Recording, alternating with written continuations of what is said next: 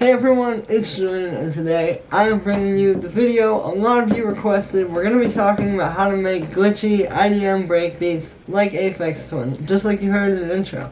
As usual, you can get the full project file, samples, MIDI, presets, everything like that from this video is available at the top of the description, and if you're a patron on my Patreon, check there, because it's already available, and let's get started. Alright, so here we are. So, right at the top, we're at 123 BPM. And we have the breakbeat right here. So the first thing to all of this, before you can think about any of the glitching and all that kind of stuff, is you have to have like the actual breakbeat down. You know, you have to have something in there. I think that's important to remember too, because a lot of people, and I'm going to put these in a group so I can turn them off so you can hear it. But I think a lot of people worry too much about like the glitching and all the effects and all the different sounds and stuff like that before they actually get like a good sound to glitch out. You know, it's like you have to have something solid to work with. So the breakbeat on its own sounds like this.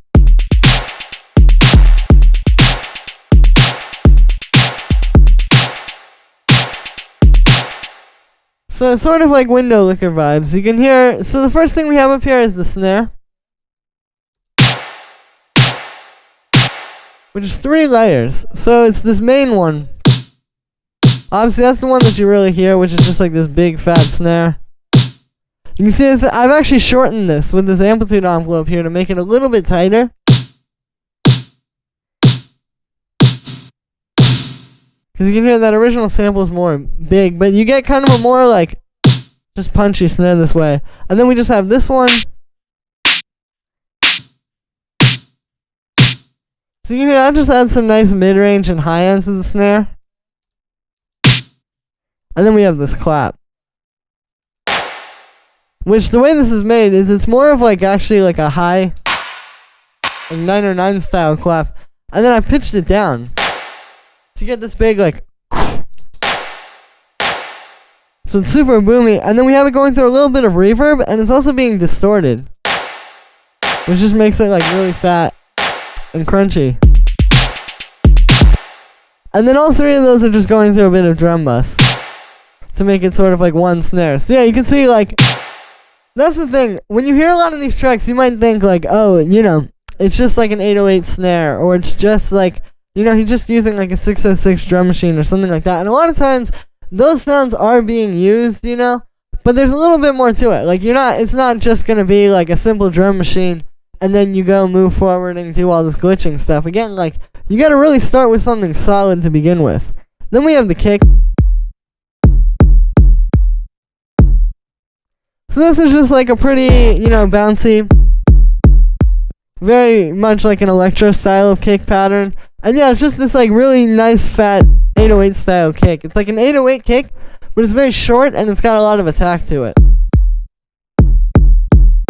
It's very similar, actually, oddly enough, to like a melodic techno kick, like the type of kick you'd hear in like an Afterlife style track. And then the last thing we have down here in the drums is this vinyl noise. And what this is I've taken vinyl noise, like this one that's playing down here, like that little like tss that you hear at the end or beginning of a record. And then what we've done here is, you can see I took this little part here where there's like a little peak, and I essentially made it into a percussion. And so this is a nice way to use these, because, you know, you get kind of it's essentially just a hi-hat or like a little percussion sound in the mid-range, but it just has a lot more texture and it's a lot more interesting this way. Versus, you know, just using like a basic hi-hat sound.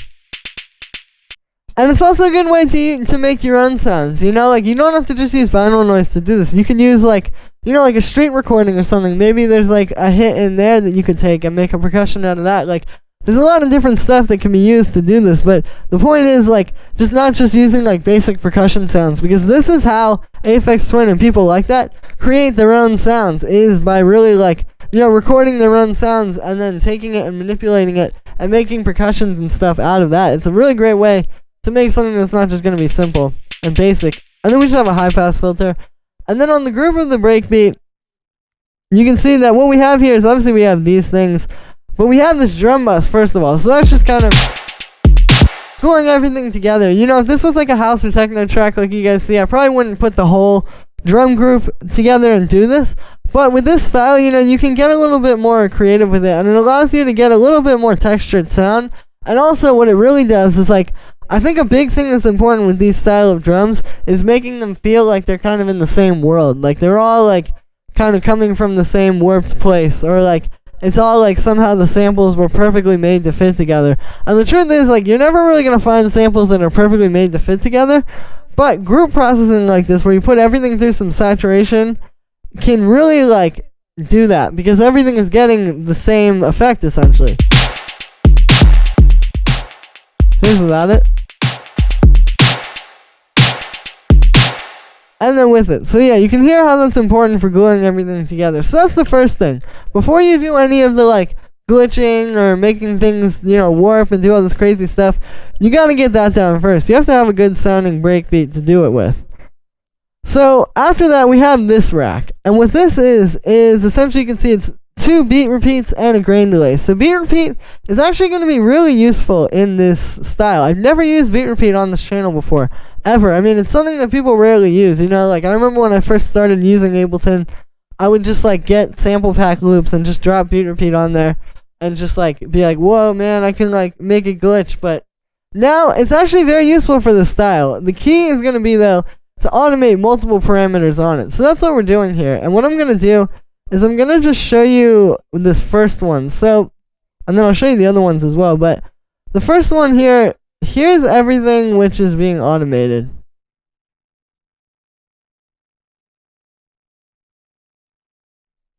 So you can see, we have 4 automations here.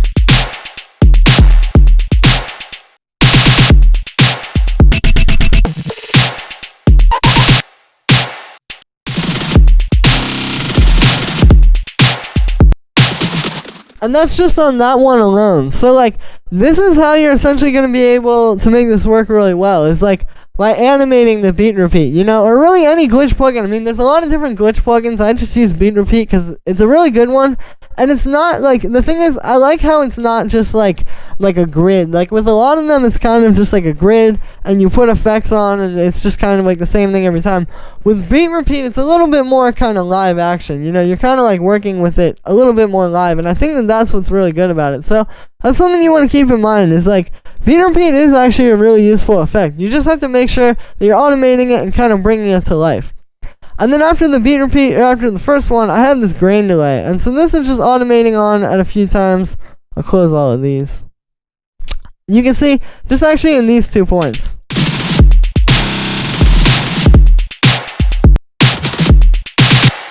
So it's just kind of giving it, like, a little bit more of, like, a warped sort of feel in these points. So you can see, like, we're using that really sparingly, and that's the key. Grain delay is really good for making these kinds of drums. It can give you these really cool sounds, but you're gonna have to automate the dry wet. Like, that's what it's all about. It's gonna need to be, like, very quick and kind of, like, choppy like that. Like, you don't want to just have grain delay just playing and making a bunch of noise in the background throughout most of your tracks. So that's the idea with that one. Then we have this other beat repeat, and this one actually even gets maybe a little bit crazier than the first one. You can see with this one, it's just 3 things being automated, but still a pretty good amount of stuff. You can see, so it's getting confusing with all these automations, isn't it? But yeah, so you can see we've got the offset being automated, we've got the grid being automated, so like the time there, which is just for that one, which I'll show you. And then we got that.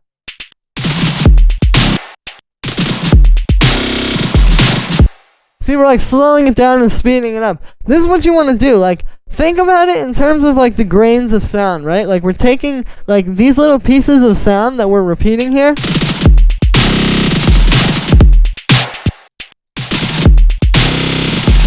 And just like speeding it up and slowing it down. It's very simple. That's the point, is that you want very simple things that just sound good in their simplicity, rather than, you know, having to have like a million things happening at once. So that's everything that's happening with the breakbeat. And then the last thing over here is, you notice in this part we don't have any automation. And that's got, you know, its own little glitch. You know, that kind of sounds like a beat repeat or something there as well. But all that is it's just me taking that and just chopping the MIDI in the actual arrangement view.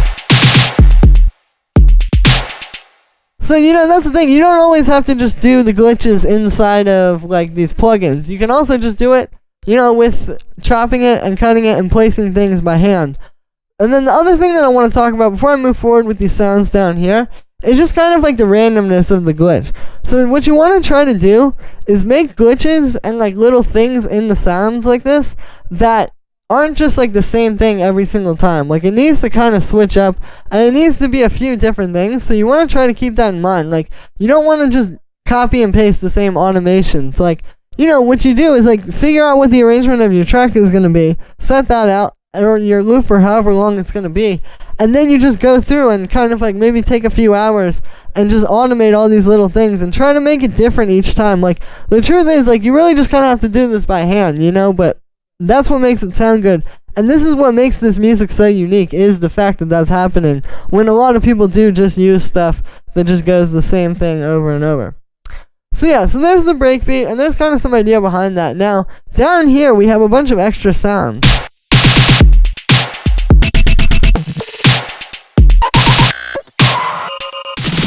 And you can hear that these add a lot to it. So these are going to be just as important as the breakbeat, or these little sounds that play over top of it. Because you really need it to kind of sound like it's, like, you know, glitching out, and, like, all these little things are just coming in and out. So all these are is just like these little just chops and sounds here, like this boing with some overdrive and a high pass filter. We have, like, these two little effects sounds.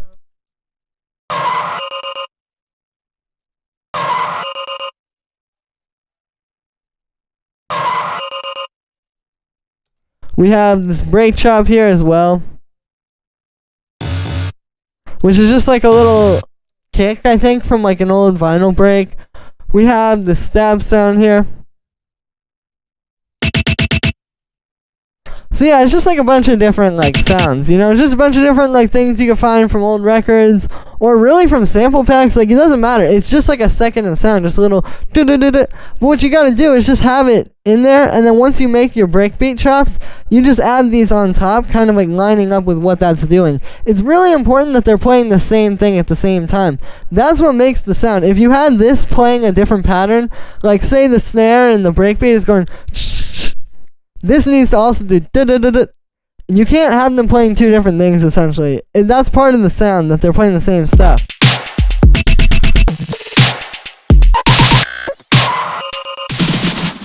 So yeah, and then obviously some places they do kind of do their own thing, but, like, you just kind of got to get creative with that. And then this chop here is actually just the breakbeat, but it's being stretched out.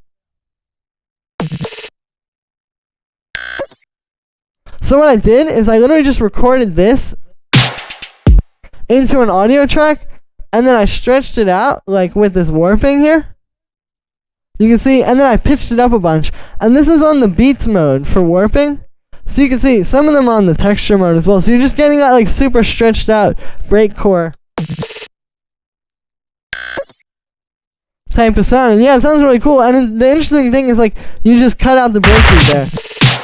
So it sounds like the breakbeat is just being glitched out. So again, like, a lot of this stuff is, you know, you just kind of figure out what you want to do, and then do it by hand. Like, it's a lot more simple than it seems. It's not like some magical device that, like, only 3 people in the world have that creates these sounds. You just kind of get in, you know, do it by hand, play around with things, see what's going to come out when you just try different sounds together.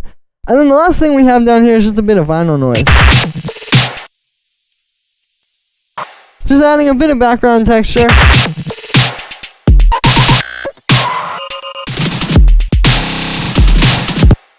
And yeah, so that is going to be it for this one, guys. I hope you enjoy. As always, make sure to like this video as well as subscribe, and let me know what you think of this video in the comments. Like I said in the beginning, you can get the full project files, samples, MIDI, presets, everything like that from this video is available at the top of the description. And if you're a patron on my Patreon, check there because it's already available. Thank you so much for the support, guys. Every sample pack sale really helps me out. And yeah, thank you so much, and I will see you tomorrow with another video.